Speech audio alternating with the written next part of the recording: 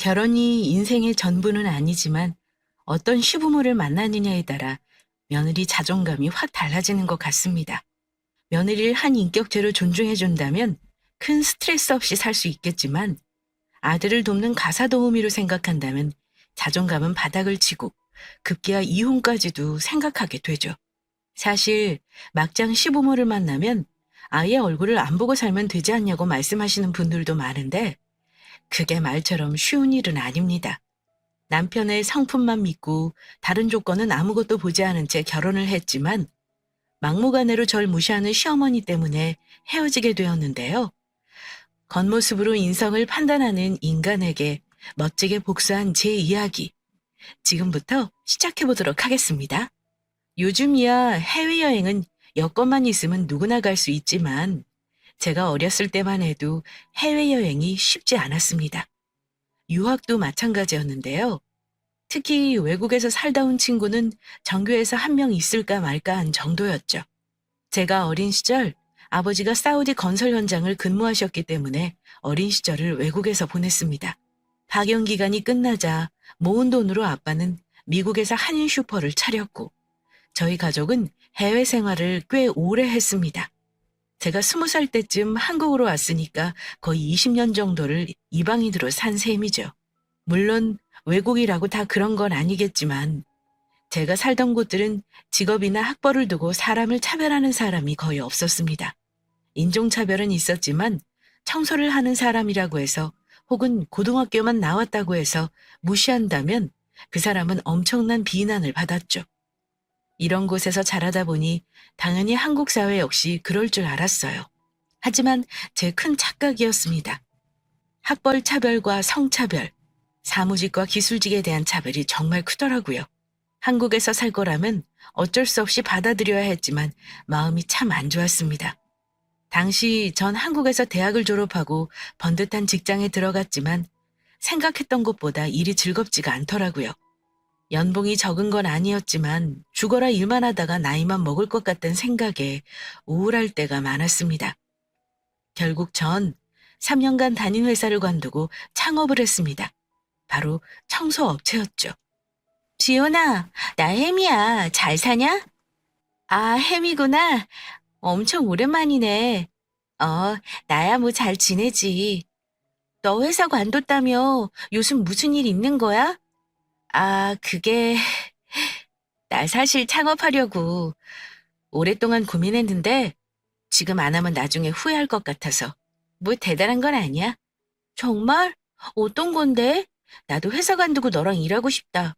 나도 회사 다니기 진짜 싫거든.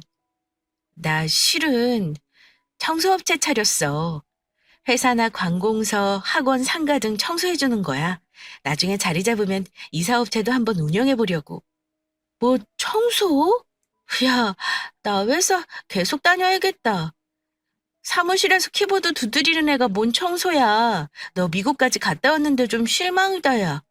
아니, 미국 갔다 오고 대학 나오면 다 뭐 대기업 다녀야 해? 관심 있는 일 젊을 때 한번 해보는 거지. 직업에 귀천이 있는 것도 아니고 나도 충분히 시장 조사 해보고 하는 거야. 뭐 그거야 그렇지만 주연아, 솔직히 내가 진짜 널 생각해서 하는 말인데 혹시라도 소개팅하면 무조건 회사 오너라고 해.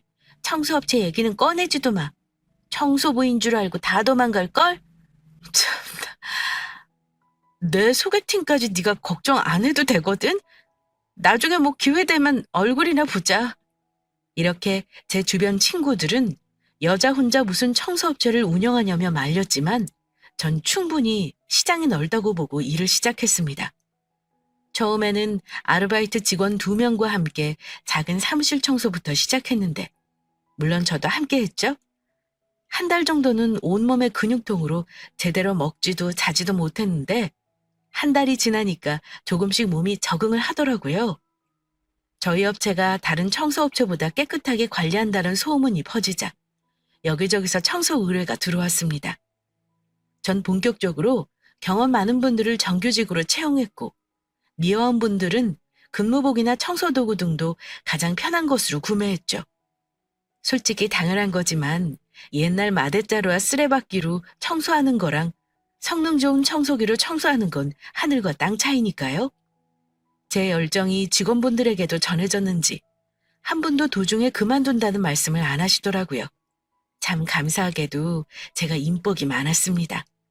미화 과장님, 오시는데 피곤하지 않으셨어요? 아유, 그럼요. 어제 일찍 퇴근해서 덕분에 편하게 잘 쉬다 왔습니다. 다행이네요. 오늘 우리 10시에 출발하는 거 맞죠? 청소도구 다시 한번 싹 점검해 주세요. 아유, 제가 벌써 다 체크했어요. 사장님 어제 늦게까지 일하시던데 아직 출발 시간 좀 남았으니까 앉아서 좀 쉬세요. 몸살 나요, 그러다가. 직원분들이 매일 땀 흘리면서 일하시는데 제가 당연히 잘해야죠. 그럼 우리 따뜻한 커피 한 잔씩 마시고 가요. 제가 커피 사올게요. 이렇게 회사가 어느 정도 자리가 잡히자 저는 이사업체 운영에도 욕심이 났습니다. 이사를 하면 보통 입주 청소를 맡기는데 이사랑 청소를 한꺼번에 하는 곳이 있다면 고객 입장에서 편할 것 같더라고요. 솔직히 포장 이사업체는 기존 업체들이 이미 자리 잡고 있어서 그 틈을 찾는 게 쉽진 않았습니다. 하지만 내 집이라고 생각하고 성실하게 일하다 보니 입소문이 나서 따로 홍보하지 않아도 꽤 많은 곳에서 연락이 오더라고요.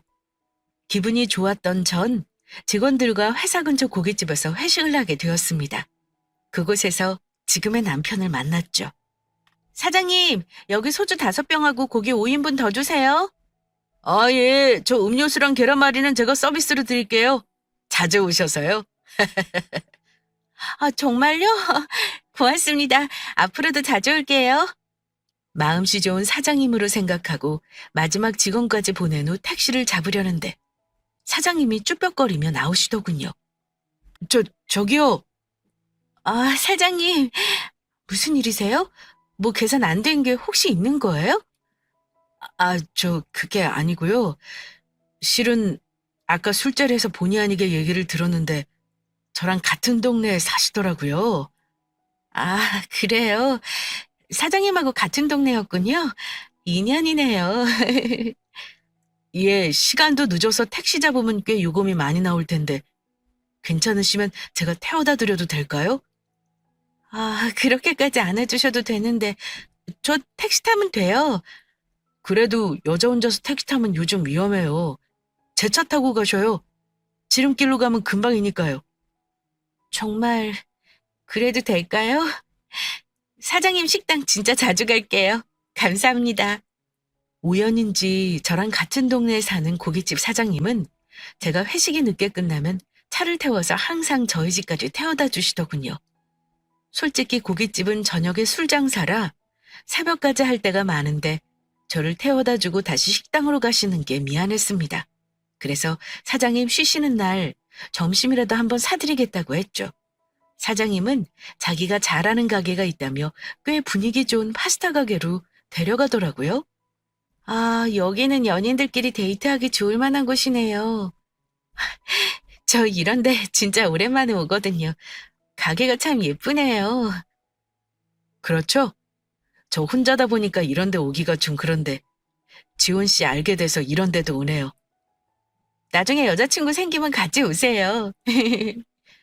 저 실례인 줄은 알지만 혹시 지금 만나시는 분 계신가요?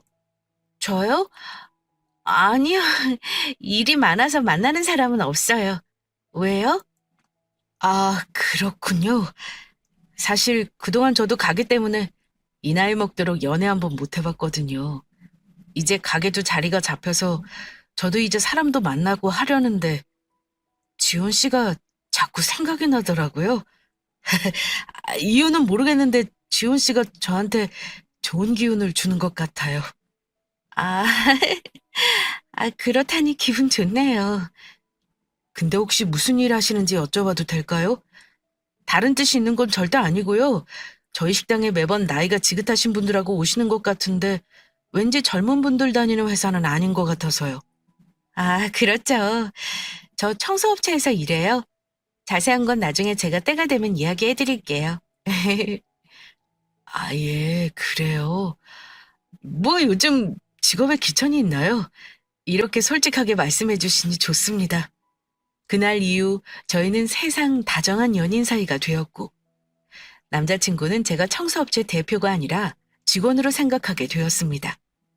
사실 남친이 하는 고깃집에서도 직원들이 제게 사장님이라는 호칭 대신 지훈 씨라고 불렀거든요.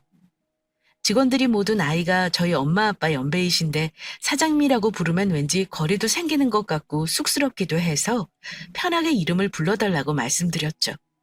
남자친구에게 제 신분을 일부러 속이려는 건 아니었지만 기왕 이렇게 된 거 대표라는 사실은 결혼 후에 얘기해야겠다는 생각이 들었습니다.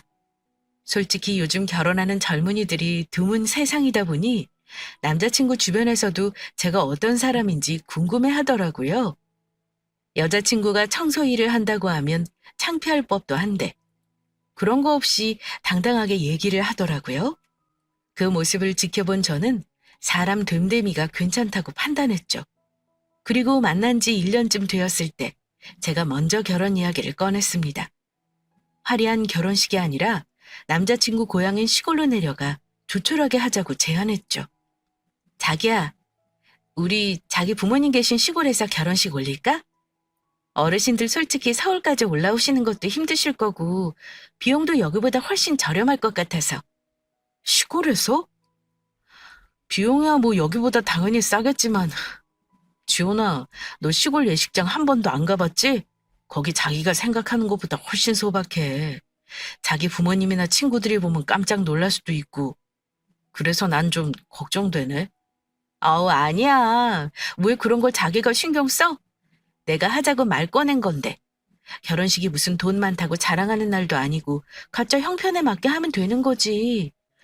결혼식 비용 아껴서 나중에 좋은 곳으로 여행을 가거나 꼭 필요한 곳에 쓸 수 있잖아.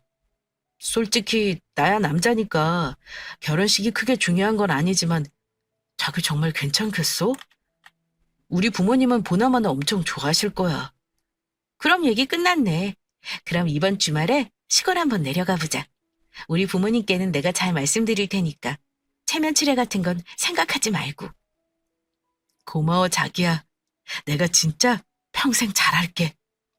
솔직히 시골에서 결혼식을 올리겠다는 말에 저희 엄마는 달가워하지 않으셨습니다. 엄마 형제분들 중 제가 처음으로 결혼하는 거라 먼 친척분들까지 죄다 오실 텐데 특급 호텔까지는 아니더라도 괜찮은 데서 식을 올려야 한다고요. 그래서 전 말했죠. 결혼식은 두 사람을 축하해주러 오는 자리지 체면 치레하려고 부르는 게 아니라고요. 결국 제 고집대로 저희는 시부모님이 계신 시골에서 조촐하게 식을 올렸습니다. 당시 가을에 식을 올렸기에 신혼여행을 다녀오자마자 추석이었죠. 시부모님과 갈등이 생긴 건 그때부터였습니다. 운영하는 회사가 어느 정도 자리를 잡은 건 맞지만 대표이다 보니 이런저런 미팅도 많고 직원 관리와 홍보일까지 할 일이 정말 많았습니다. 이 와중에 결혼식 준비에 신혼여행까지 다녀오니 일이 정말 산더미같이 쌓여있더라고요. 게다가 바로 찾아온 추석은 앞뒤 쉬는 날을 합치면 일주일가량이나 되었고요. 더 이상 일을 미루면 직원들에게도 피해가 갈 것 같아 전 이번 추석만 사무실에 좀 나가야 할 것 같다고 얘기했습니다. 자기야, 정말 미안한데 이번 추석에는 나 출근해야 할 것 같아. 정말? 아휴, 자기 힘들겠다. 난 뭐 일에 익숙하니까 괜찮지만 결혼하고 첫 명절인데 못 가서 마음이 좀 그러네. 그거야 뭐 내가 말씀드리면 되지만 자기 무리하는 게 난 더 걱정이야. 사실 나 그동안 결혼 준비하느라 시간 많이 걸리는 일은 최대한 밀어놨었거든. 이게 하루 이틀 안에 끝날 것 같지가 않아서 그래. 자기 부모님은 당연히 오실 줄 아실 텐데 걱정이네. 보통 회사는 빨간 날은 다 쉬던데 자기가 고생이 많아. 그럼 추석 내내 나가야 하는 거야? 이번만 그래야 할 것 같아. 대신 어머니께 용돈하고 선물 좀 좋은 걸로 사서 드리자. 자기가 말 좀 잘해줘. 알았어. 일 때문에 그런 걸 어쩔 수 없지 뭐. 어머니도 이해하실 거야. 걱정 마. 그렇게 잘 넘어가나 싶더니 그날 밤이 되자 일이 터졌습니다. 남편이 운영하는 고깃집은 밤에 가장 손님이 몰리기 때문에 대부분 저녁 시간은 저 혼자 있었는데요. 밤 9시쯤 갑자기 초인종이 울렸습니다.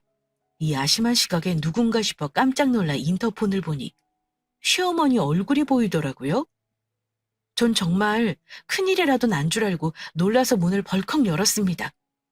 아니, 어머니, 전화도 없이 멀리까지 어쩐 일이세요? 아버님 혹시 어디 편찮으신 거예요? 아버님은 말짱하시지. 무슨 뚱딴지 같은 소리야? 아들 집에 내가 온다는데 꼭 전화하고 와야 하니? 아니, 그런 건 아니지만요. 시간이 너무 늦었으니까요. 너희 현관에서 늙은이 계속 세워둘 거니? 아이고, 지친다. 일단 나 좀 들어가자. 물 한 잔만 줘라. 오밤중에 짐 한 보따리를 싸들고 시어머니가 오셨으니 제가 얼마나 놀랐겠어요. 물을 벌컥벌컥 들이킨 시어머니는 기다렸다는 듯이 하고 싶은 말들을 쏟아냈습니다. 지훈이 너 결혼한 지 10년이 됐냐? 20년이 됐냐? 아니 결혼한 지 한 달도 안 된 애가 명절에 시댁을 안 오는 게 무슨 소리냐? 너네 친정에서는 그 소리 듣고 아무 말도 안 하시니? 어머니, 설마 그것 때문에 이 시간에 저희 집에 오신 거예요? 생각을 해봐라. 내가 오죽 황당했으면 나이든 몸 이끌고 이 멀리까지 왔겠니? 아무리 요즘 애들 자기 뜻대로 못하면 이혼하네 어쩌네 하지만 처음부터 이건 아니지. 이렇게 네 맘대로 할 거면 지금이라도 결혼 물러라. 아니 어머니, 너무 극단적이신 거 아니에요? 제가 노느라고 안 가는 것도 아니고 회사 일이 많아서 어쩔 수 없이 이번만 못 가게 된 거예요. 남편이 얘기했을 텐데요. 누가 평소에 일하지 말라고 했니? 일하는 거 좋다 이거야. 근데 명절은 아니지. 바쁘면 얼마나 바쁘다고 우리를 물먹여? 설령 일이 있다고 해도 잘 얘기해서 하루라도 시댁에 와야 하는 거 아니냐? 그럴 수 있으면 당연히 그렇게 했죠, 어머니. 회사 사정상 그렇게 안 되니까 못 가는 거예요. 그리고 명절에 못 가면 그 다음 주나 제가 쉴 때 찾아뵈면 되는 거잖아요. 제가 얘기 들어보니까 제사 지내시는 것도 아니라면서요.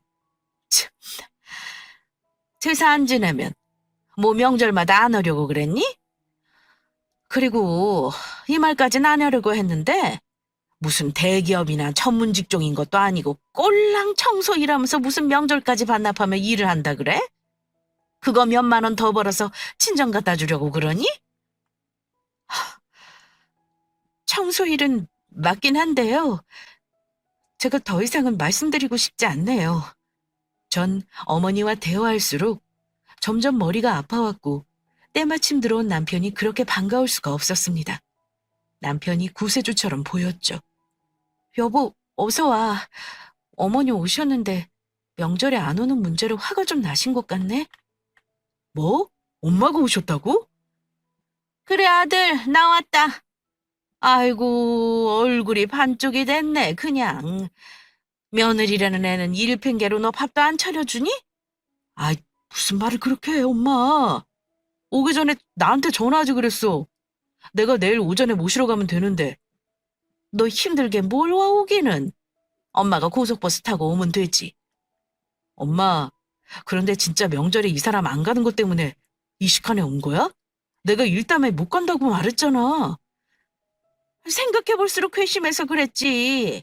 나이 먹은 나도 할 수 있는 청소부 주제, 결혼하고 첫 명절에 못 온다는 게 솔직히 말이 되냐? 아니, 뭐, 엄마 입장도 이해하는데 일부러 안 가는 게 아니잖아. 다음 명절부터는 온다고 하니까 엄마가 이번만 이해 좀 해줘. 알았다.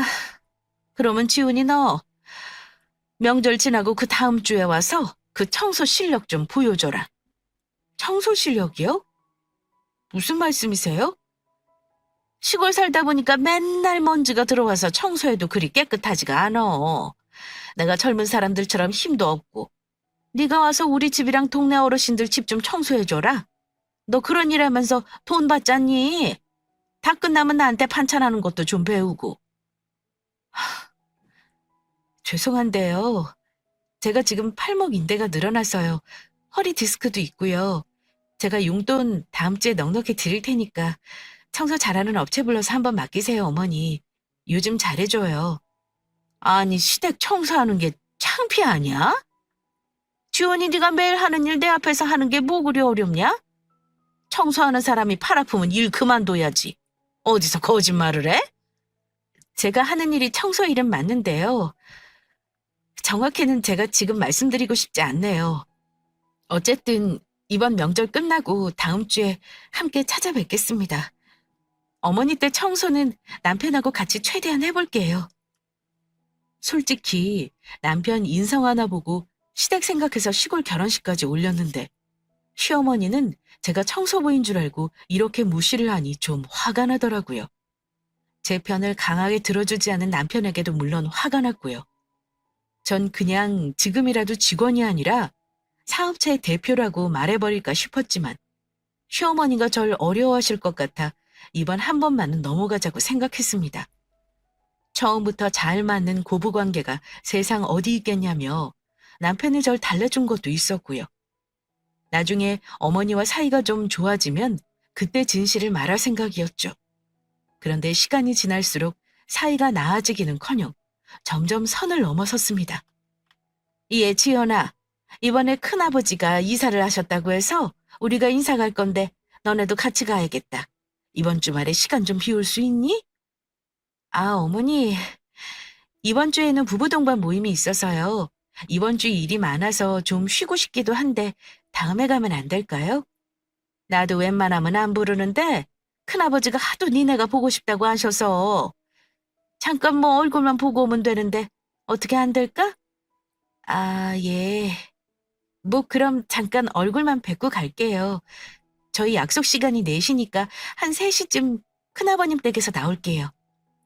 그 난동 사건이 있은 후 정말 오랜만에 전화가 온 거라 저도 웬만하면 어머니 기분을 맞춰드리고 싶어 큰아버님 댁에 함께 갔습니다. 넓은 전원주택으로 이사를 가셨는데 거실도 넓고 주방도 널찍하니 참 좋더라고요. 그렇게 집을 구경하고 있는데 어머니가 잠깐 주방으로 오라며 부르셨어요. 왜 그러세요, 어머니? 아니, 그래도 명색이 니네가 손 아랫사람인데 최소한의 도리는 해야지. 지원이 네가 옆에서 큰어머니 식사 준비하시는 거 좀 도와드려야 하지 않겠니? 예? 어머니 전화할 때는 그런 말씀 없으셨잖아요. 상황이 이러면 내가 얘기를 안 해도 당연히 도와드릴 생각을 해야지. 어쩜 넌 네 생각만 하니? 어머니, 여기 어머님 댁 아니에요. 말씀 좀 작게 하세요. 지원이 네가 큰 소리 나게 하니까 그러지. 일단 점심 준비 좀 해봐라. 점심 준비요? 뭘 좋아하시는 줄 알고 제가 준비를 해요. 아니, 평소에 너 일한다고 맨날 배달 음식이나 시켜 먹을 거 아니야. 이번 기회에 직접 음식해서 식구들 건강하게 먹으면 좋잖니. 그렇긴 하지만 남의 집에서 제가 음식하는 건 좀 실례인 것 같아요. 여기가 어머님 댁도 아니고요. 아무 소리 말고 큰어머니는 허리가 안 좋으셔서 오래 못 서 계시니까 네가 알아서 이것저것 해봐라. 나는 이제 찬소리 안 하고 가만히 있을게. 이번 기회에 내 체면 칠해 좀 해줘라. 어? 그제서야 전 어머니가 왜 기를 쓰고 저희를 큰아버님 댁에 데리고 갔는지 알았습니다. 인사는 핑계고 자기 식구들 밥을 차리게 하기 위해서였던 겁니다. 뭐 계신 분들 중에 젊은 며느리가 저밖에 없기도 했고 큰어머님은 나이가 있으셔서 오래 서 계시기가 정말 불편해 보이시더라고요. 다른 어르신들도 시어머니보다 나이가 많으셨고요.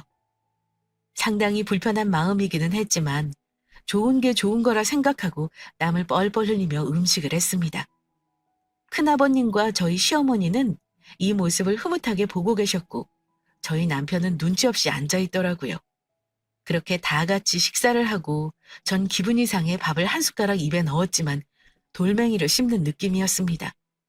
그렇게 식사 시간이 끝나고 상을 치우니 제법 시간이 지났더라고요. 커피까지 타들인 후 이제 슬슬 자리에서 일어서야겠다고 생각할 즈음 큰어머니가 갑자기 말을 꺼내셨습니다. 아이고, 우리 작은 집 며느리는 어쩜 이리 음식을 맛있게 해? 덕분에 잘 먹었어. 고마워. 진짜 우리 지훈이가 장가 잘 갔네. 아유, 형님, 우리 며느리 칭찬해 주시니 감사해요. 자네 진짜 복 받았네. 요즘 젊은 사람들 맨날 시켜 먹고 그래서 이렇게 음식 할 줄도 몰라. 그나저나 우리 작은 며느리가 일한다며? 회사원인 거야? 아, 저, 형님, 말씀드리기가 좀 그렇지만 회사원이 아니고 우리 며느리는 청소 일해요. 저도 처음에 깜짝 놀랐어요. 그래? 아이, 청소가 뭐 어때서 그래? 이렇게 예쁘고 음식도 잘하는데 무슨 일이든 성실히만 하면 되지. 아이, 그렇긴 한데 몸만 힘들고 돈벌이도 안 되니까 사람들 인식이 좋진 않잖아요? 솔직히 음식이라도 잘해야지. 음식도 꽝이면 옛날 같았으면 소박 맞았죠. 요즘 애들은 상상도 못하겠지만요. 제가 있는 자리에서 어머니가 이런 말씀을 하시니 열이 점점 뻗치고 표정 관리도 안 되더라고요. 남편이라도 나서서 그렇게 말씀하시면 안 된다고 한마디를 해줬으면 그나마 나았을 텐데 남편도 고개를 끄덕이고 있으니 환장할 노릇이었습니다. 그날 저녁 전 잠이 안 오더라고요. 정말로 이런 무시를 계속 받아야 하나? 결혼이 오히려 나한테 플러스가 아니라 마이너스인 것은 아닐까 하는 생각이 꼬리를 물더라고요. 그런 고민에 빠진 어느 날 결정적인 일이 일어났습니다. 아주버님이던 남편의 큰형이 결혼할 여자를 데리고 왔더라고요. 아주버님은 40이 훌쩍 넘으셨지만 결혼을 하지 않아 부모님 걱정이 이만저만이 아니었는데 이제라도 결혼을 한다니 어머니가 정말 좋아하시더군요. 새로운 형님이 될 분이 어머니 댁에 온 날, 아주버님이 한 명씩 가족 소개를 해주었습니다. 소개가 끝난 후 형님이 하시는 일 얘기를 했었는데 은행에서 근무한다고 하시더군요. 그 말에 저희 어머니는 역시 똑똑해 보였다며 입이 마르도록 칭찬을 하시더라고요. 거기까진 괜찮았는데 갑자기 저를 쳐다보시며 한숨을 쉬시는 겁니다. 제가 물어봤죠. 아니 어머니, 왜 갑자기 한숨이세요? 예, 지훈이 너도 그 청소 일은 관두고 공부를 좀 하는 건 어떠니? 공부요? 제 나이에 무슨 공부해요, 어머니. 전 괜찮아요. 각자 하는 일이 있는 거죠. 어디 나가서 며느리가 무슨 일 하냐 물어보면 내가 입이 부끄러워서 그래. 공부 못한 거 티내는 것도 아니고 청소가 뭐냐, 청소가. 그런 일은 나이 들어서 하고 지금은 아직 젊으니까 다른 일을 좀 찾아보라는 거야. 어머니, 어머니 말씀 들어보면 절 부끄러워하시는 것 같은데 맞나요? 뭐 꼭 내 입으로 얘기해야겠니? 아무튼 잘 생각해봐라. 그리고 새 사람이 왔으니까 부엌에 가서 커피랑 과일 좀 깎아오고 혹여라도 새형님한테 일 시킬 생각도 하지 마라. 은행원이 얼마나 힘든데. 이렇게 가족들 앞에서 제 일이 창피하다 하시니 전 더 이상 이 집안에 있을 이유가 없다고 절실히 느꼈습니다. 집에 돌아와서 남편에게 이 얘기를 하니 남편은 위로는커녕 짜증을 내더군요. 저기 지연아, 솔직히 나도 엄마 말이 틀렸다고는 생각 안 해. 물론 우리가 맞벌이를 하긴 해야겠지만 솔직히 와이프가 청소 일한다고 하는 거 나도 다른 사람들한테 말하기 쉽지 않아. 그래? 그럼 자기도 어머니처럼 내 일이 창피하다고 생각하는 거네? 뭐 청소 일하는 게 나쁘다는 건 아닌데 어디 가서 떠벌릴 만한 직업은 아니지. 그럼 앞으로 어머니가 계속 이 얘기 하시면 자기는 계속 가만히 있을 거야? 자기 내 남편이야. 자기 집에서 날 방어해줄 사람은 자기밖에 없다고. 우리 엄마도 다 널 생각해서 하시는 말씀이야. 우리 엄마가 뭐 나쁜 짓 했어? 어머니는 우리 결혼 후 첫 명절부터 쭉 나를 가사 도우미로 생각하셔. 시골 가서 청소해라. 큰아버님 댁에서 음식 좀 해라 이렇게 말씀하시는 거 못 들었어? 그야 지원이 네가 청소 일을 하니까 겸사겸사 해달라고 한 거고. 며느리니까 친척들 음식 대접접 할 수 있는 거지. 앞으로 살면서 이런 일들 또 생길 수 있는데 그때마다 따지고 들면 우리 싸움밖에 더해? 그래? 말 잘했어. 그럼 자기는 앞으로도 내가 어머니가 시키는 대로 다 해야 한다고 생각하는 거네? 어머니는 여태까지 나 키워주신다고 고생 많이 하셨잖냐. 청소나 식사 준비 정도는 시키실 수 있다고 생각해. 그래? 잘 알았어. 그동안 청소 일하는 와이프랑 살아서 꽤나 창피했겠다. 자기 그 말 후회하지 마. 이렇게 남편과 대화가 끝난 저는 다음날 회사에서 시어머니에게 전화를 했습니다.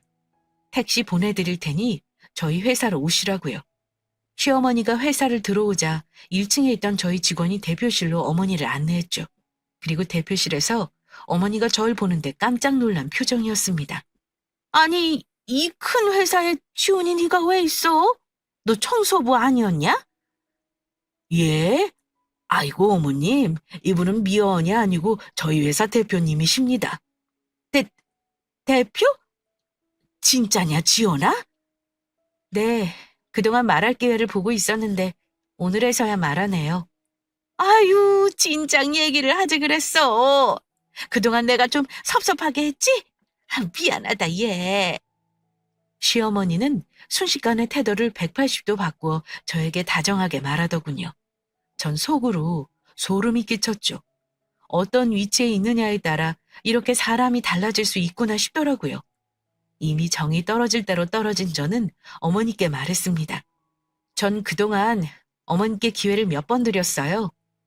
청소를 하든 사업을 운영하든 똑같이 대해주실 줄 알았는데 어머니가 절 계속 무시하시니 지금 말하는 거예요. 아유, 난 그런 줄도 모르고 어쩐지 처음 널 봤을 때부터 분위기가 범상치 않더라니. 역시 사업을 하는 애였구나. 내가 모르고 그런 거니까 우리 다 잊고 잘 지내보자, 지원아. 응? 아니요. 제가 청소부라 생각하셨을 때부터 잘 지냈어야죠. 하찮은 일 한다고 가사 도우미보다 못한 취급받는 집안이라면 전 인연 끊으려고요. 치훈아, 미안하다 내가. 다 늙은 내가 뭘 알겠니?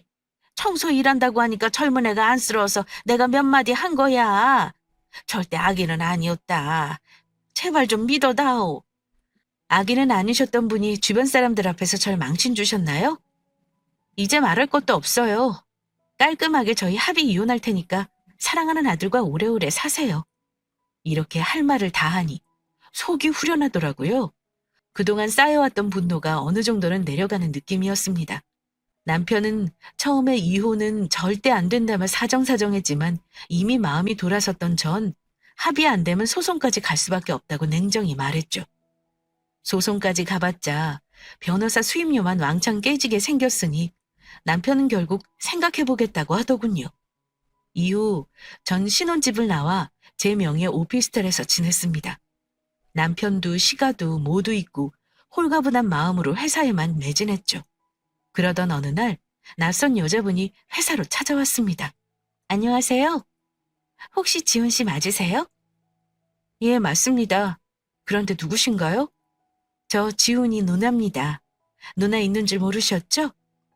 누나요? 누나가 있다는 말은 안 했는데 처음에는 정말 죄송하지만 저희가 여러 이유로 이혼 준비를 하고 있어서요. 가족이 되긴 좀 어려울 것 같아요. 아, 이혼 얘기는 제가 건너들었어요. 지훈이가 절 얘기 안 한 건 이유가 있어요. 저 그 집 식구들이랑 인연 끊은 지 꽤 오래됐거든요. 예? 아니, 왜요? 대충 짐작했을지도 모르지만 우리 집 형편 어렸을 때부터 안 좋았어요. 그래서 큰딸인 저에게 엄마가 부담스러울 정도로 기대시더라고요. 처음에는 엄마가 불쌍해서 고등학교 졸업하자마자 닥치는 대로 일해서 생활비를 갖다 드렸는데 갈수록 요구하는 게 점점 늘어나더라고요. 더 이상 같이 살다가는 제가 하고 싶은 일도 찾지 못하고 일개미처럼 살다 죽겠다 싶더군요. 이 말을 했더니 엄마는 생활비 안 내놓을 거면 인연 끊자고 하셨고 전 그때부터 지금까지 얼굴 안 보고 살아요. 아, 그러셨군요. 많이 힘드셨겠어요. 전 그런 것도 전혀 몰랐네요. 예, 그랬을 것 같아요. 이혼 준비한다고 하시니까 마음 흔들리지 마시고 꼭 이혼하시라고 얘기 드리러 온 거예요. 지훈이도 엄마랑 똑같은 인간이에요. 처음엔 세상 다정하게 잘해주지만 한번 손에 들어왔다 싶으면 끝없이 요구하죠. 지금까지 만나왔던 여자들은 그것 때문에 다 헤어졌고요. 그 정도까지였군요. 솔직하게 얘기해 주셔서 감사해요. 하마터면 제가 제 발로 지옥을 갈 뻔했네요? 아니에요. 이런 가족을 만나게 돼서 제가 죄송하고 부끄럽죠. 할 얘기는 다 했으니까 전 그만 가볼게요. 혹 궁금한 게 생기면 언제든지 연락 줘요. 남편의 누나라던 그 낯선 여자는 지금 생각해보면 은인과 다름없었습니다. 시어머니와 인연을 끊으려는 건 사실이었지만 사실 남편은 마음속에 약간 미련이 있었거든요. 연애 시절 세상 다정했던 그 사람이 사람 마음 갖고 노는 쓰레기였다니 소름이 끼치더라고요. 전 그날 이후 이혼 준비를 더욱 철저히 했습니다. 우리나라에서 가장 유명한 로펌 사무실을 찾아 변호인을 선임했죠. 그렇게 안도의 한숨을 돌리고 이혼 조정기일이 되자 조정실에서 영화에서 볼 법한 일이 제게 생기더군요. 남편이 절 시어머니를 폭행한다고 모함한 것이죠. 황당한 저는 무슨 말도 안 되는 소리냐고 화를 냈지만 폭행한 걸 본 사람이 있다며 증인을 내세웠습니다. 전 시어머니를 때린 적이 없는데 당연히 거짓 증인이었죠. 너무 충격을 받은 저는 그날 저녁 변호인에게 울먹이며 말했습니다. 변호사님, 어떻게 제게 이런 일이 다 일어날 수 있어요? 저 진짜 어머니 안 때렸어요. 근데 저렇게 가짜 증인까지 내세우니 어떻게 이걸 밝혀야 할지 모르겠어요. 앞이 깜깜해요. 정말 상식이 안 통하는 사람들이네요. 일단 진정하세요, 사장님. 오늘 내세운 증인이 거짓말을 했다는 사실을 밝히면 전 남편을 무고죄로 고소할 수 있어요. 제가 조사를 좀 해볼 테니까 너무 염려 마세요. 변호인 얘기를 들으니 그제서야 진정이 조금 되더군요. 변호인은 이런 경우가 종종 있다며 거짓 진술을 했다는 점만 밝히면 상황이 역전되는 건 시간 문제라고 했습니다. 이후 하늘이 도왔는지 남편이 내세운 증인이 거짓말을 했다는 사실을 입증했고 저는 남편을 무고죄로 고소했습니다. 남편은 억울하다며 뻔뻔하게 나왔고요. 법원에서는 잘못을 인정하지 않는다며 결국 가중처벌을 받게 됐고 이혼 후 위자료도 3천만 원을 받게 되었습니다. 사실 위자료가 얼마가 됐든 남편이 정신적 타격을 받도록 만드는 게 목적이었으니 저도 어느 정도는 마음이 차분해지더라고요. 이 세상에는 나쁜 사람보다 착한 사람이 더 많다지만 사람 마음을 갖고 노는 인간들과 싸우다 보니 세상 사람들이 다 좋게 보이지 않더라고요. 그나마 다행인 건 제가 운영하는 이사업체와 청소업체가 여전히 승승장구한다는 것과 부모님 모두 건강하시다는 거였죠. 저희 엄마는 인생을 살면서 사람이 좋은 일만 겪을 수는 없다며 나쁜 일을 겪으면 반드시 좋은 일도 찾아온다고 얘기하시더라고요. 그렇게 1년이 지난 후 그 두 인간은 어떻게 되었는지 아세요? 나쁜 짓을 한 인간들은 나중에 반드시 벌을 받는다더니 전 남편 식당은 망했고 시어머니는 도박에 중독되어 전 재산을 날렸다더군요. 시어머니는 제 사무실까지 찾아와 울며 불며 한 번만 도와달라고 사정했지만 전 사람을 시켜 내쫓았습니다. 절 상대로 법정에서 거짓 증인까지 내세울 때는 언제고 더 이상 돈 빌릴 데가 없으니 제게 온 거죠. 모든 걸 안 저는 더 이상 상종하고 싶지 않았습니다. 인생에서 해가 되는 사람은 과감히 쳐내는 게 맞다는 걸 지난 3년 동안 절실히 깨달았으니까요. 여러분 주변에는 돈보다 진실된 마음을 보는 사람들이 가득하기를 바라겠습니다. 제 얘기를 들어주셔서 감사드립니다.